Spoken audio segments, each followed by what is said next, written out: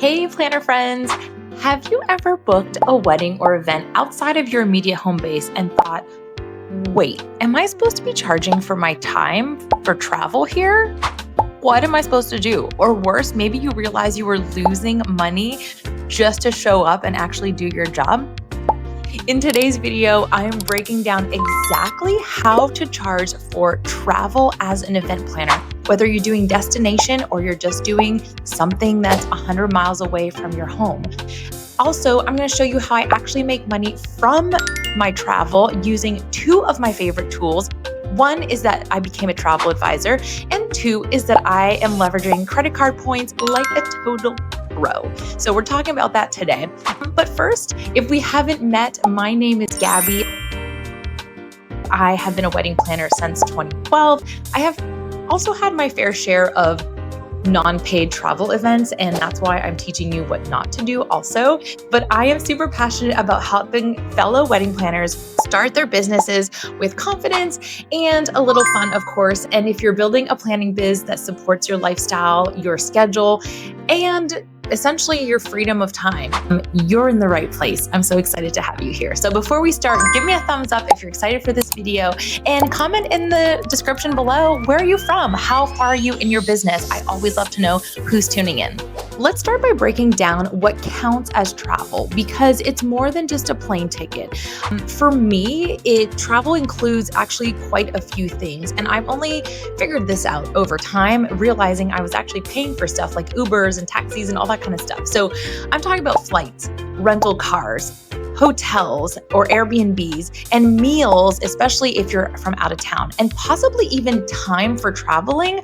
Because especially if you're blocking out a full weekend just to get to and from the event, you can't take on any other jobs. So this isn't necessarily about being extra. It's about protecting your income, your time, your energy, and to make sure that you're not paying out of pocket to work someone else's wedding. Let's talk about how to actually charge for that travel. There's a few different ways you can go about this, depending on the type of event and probably the distance that you're going. So option number one is a flat travel fee. This works really well for events that are a drivable distance and you're maybe familiar. So like you could do a flat $300 charge for any wedding within an hour and a half or 2-hour radius, right? So depending on what time your event ends, you may choose not to stay overnight. You may choose to just use that $200-300 for gas for you and your team and a little bit of mileage pay. But if you do think that you need to stay overnight, then make sure you are getting an average cost of what the hotels are going to be costing in that area so that you can get an accurate charge. I like to round up. If I'm doing a flat fee, I just round up to the next main dollar amount. So if it comes out to like $257, I'll probably do $275 just to cover maybe there's extra parking cost. But you should try to find that information out ahead of time if you're doing a flat fee. You just don't want to get stuck with additional fees or resort fees if you're staying at a nice hotel that are not accounted for. Option two is an itemized travel cost invoice. This is where you break it down line by line: flights, hotel, mileage, per diem. Some planners invoice this before booking, others submit it after. I do kind of like this depending on the type of client you have.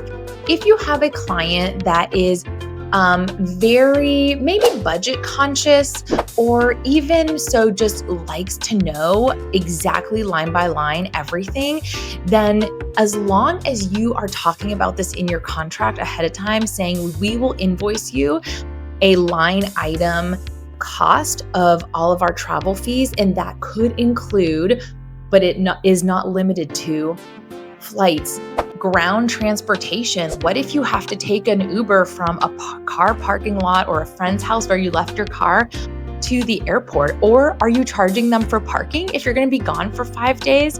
So making sure you know what you're going to be charging for and you're talking about that in your contract. I would hate to do an itemized line by line and the client come back and say, oh my God, I had no idea you'd be charging for all of these things. Had I known, I would have paid with some points or offered to have a friend pick you up. I don't even know, But I just think when you're doing an itemized thing like this, you need to make sure you are talking about that with the client ahead of time in your contract meeting. Option number 3, and probably my favorite at this point, is the all-inclusive pricing. So this is my go-to for destination weddings. I just roll travel into my overall package so that it feels more seamless for the client and just easier for me to manage. The thing with this one too is, especially if you're doing percentage pricing, which we are for our big multi-day weddings, like our full weekend planning, don't even know what things are gonna cost me, because when we get there, sometimes we end up using the car back and forth a million times to go pick things up, or we might bring on an additional assistant and end up needing to have an extra flight for them because the scope of the weekend has grown exponentially. So that's why sometimes I would not do flat fee for this, because you just don't know what the cost is going to be. So if I do a percentage pricing, I am doing a percentage that I feel happy with to include my travel fee. That's what I personally do. So I have a minimum and we do a percentage of the total budget. So included in that percentage is my travel for me and my team. So for example, if the wedding is $200,000 and we do a 10% fee, for example, that would be $20,000. I need to make sure that within that $20,000, I am spending, let's say maybe even $5,000 just on travel alone, flights, accommodations before the wedding, accommodation after the wedding on the way to the airport, taxis, Ubers, like all that kind of stuff. And then meals. There are times where, yes, when we're working the wedding event, we're getting fed by the caterers. But before then or after that, there's some days in between where I need to make sure I'm feeding my team. So for us, that's worked really well. If you're interested, I'm happy to talk about, look at some of my past budgets and see how much we really did spend on travel. I will give you one that's fresh in my mind, truly. We did a wedding in Utah recently, and we were out there for would have been 5 or 6 days. The client's package was $20,000. My total travel cost was $4,700 something. So let's call it $5,000. And so in that, I did actually also include in that fee the cost of my assistant's pay for the weekend. So there's a little bit in there, but still, I mean, I would say travel was probably $2,800 of that, maybe. So that gives you an idea of how quickly it can add up. So if you're only charging $4,000 for a package and you're expected to travel for multiple days or be there for multiple days, make sure you actually know how much your travel is costing. The other thing too is I buffer a day before and a day after for these big weddings, because I do not want to run the risk of missing a flight or having to be rebooked on a different flight or a flight canceling, whatever the case may be. So that means I have a full day of an extra hotel room, another 3 meals, another day of the rental car before and after the wedding weekend. So that's just important to keep in mind. But whichever option you choose, make sure that you talk about the travel before the contract is signed. I mentioned this, just be sure that there are no surprises, no awkward conversations, and everyone kind of knows what to expect when it comes to the payment terms. Here's where we take things to the next level, because I don't want you to just be here calculating your travel fees. We want to also make money from travel, because we're in a travel hacking world these days, and I'm here for it. So the first thing I did is I am a certified travel advisor through Fora, and it's seriously one of my favorite side streams of income because I'm already doing these things. I book hotel rooms for me and my team. I do room blocks for my clients. I get commissions on any essentially accommodations that I book for me and my friends or my clients. So it can be business, it can be personal. It doesn't matter. I'm making a commission. Honestly, it's super easy to use. And if you're already planning destination weddings, retreats, or styled shoots, even from afar, it just makes sense. It's I want to say it's like $299 per year, and you will make that up with probably one room block, and you will make that up entirely. So highly recommend. The link is in the description for my referral code. You should definitely try it out. It's super easy to do the certification. You watch some videos. And I'm happy to do a whole video on this because I'm quite passionate and it's very low maintenance. If I don't want to do anything for it, I don't have to advertise my services. Let's keep stacking these wins, because another way that I make travel work for me is with credit card points. I use Marriott Bonvoy business card for pretty much all of my business expenses. If I can put any subscription fee on there, I will. Gas goes on there, my business meals, my website stuff, honestly, anything, any event supplies goes on my Bonvoy. And these points add up pretty quickly, and it has literally got me many, many, many free hotel nights. Not only that, but every year you get, if you reach a certain level, which guys, it goes by so fast. You'd be surprised how much we spend in a business during a year, but it will accumulate very quickly and allow you to get one extra free night per year. So like basically when you reach gold level, they give you one random free night, a hotel that you can use anywhere in the world up to a certain number of points. And I always use it as a little staycation here in Nashville. I just used it a few weeks ago. My husband and I just stayed downtown Nashville. We went out for dinner, drinks, and just like had a nice time away from the homestead.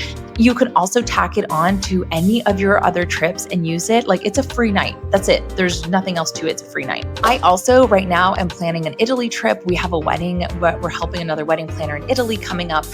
And we have I'd say now we have maybe 250,000 Bonvoy points to use. And I could stay at some of the top hotels in Venice, Italy for the number of points that we have.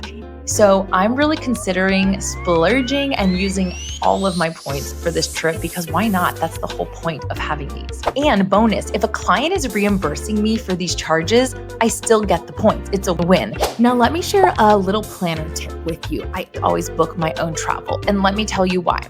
Because I want a little bit more control on seat selection, time of flight, making sure that I'm not stuck on a red eye or a flight with 3 layovers. Nobody wants that, and I'm too old for this.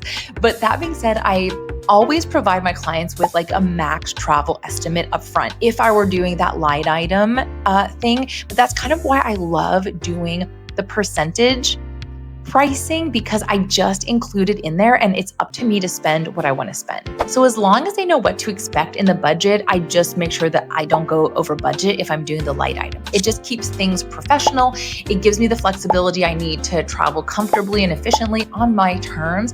And I get the points. I won all that stuff. If you're also curious about the Marriott Bonvoy credit card, I do have a referral link in my description below. You're going to want to check it out, because if you refer people also to it, you get a gazillion sign-on bonus points, which is really cool. But anyway, read all about it. I think it's my number one choice right now for travel stuff. Okay, let's wrap things up here. Let's do a little recap of what we just talked about. If you're saying yes to events that require travel, you need to make sure that you're getting paid for your time. It's as simple as that. Paid for your time, covering your costs, and ideally, if you can, earn a little bit more in the process, because you're still doing work for doing this travel stuff. Why not earn a commission on these hotels, right? This is exactly why I created a little free downloadable for you. It's called the Travel Fee Toolkit for event planners. It's exactly what it says it is. Inside, you'll basically get a travel charge checklist, an email script to send to clients, a worksheet to kind of help you decide between flat rate or itemized fees, or just percentage, and a bonus peek at my preferred travel booking system just to see what might work best for you right now. You can grab that freebie down in the description below. It's all there for you. And I'm really excited for you guys to be set up for better traveling. I will say this as we wrap up, because I have done this and I know some of you will be tempted. Should you waive travel fees in order to book your dream destination? There's a time and place for this. I did this early on in my career because we were invited to go to Scotland and Croatia and South Africa for weddings. And I waived some stuff so that I could go and get that for my portfolio. There is a time and place. Be prepared to have it cost you out of pocket a little bit. Ideally, don't do the wedding for free and don't waive the travel fees. Try to charge something. Just don't want to be in the negative after that unless this is something that for you goes towards your marketing budget. I could totally see that happening, and that might be okay. But keep it in mind that you may want to at least break even on this, but don't do this too often. Really try to get your foot in the door if that's what it's going to take, and then really work on being professional about your travel fees and charge and make money. If this is going to be your career, you got to do it right.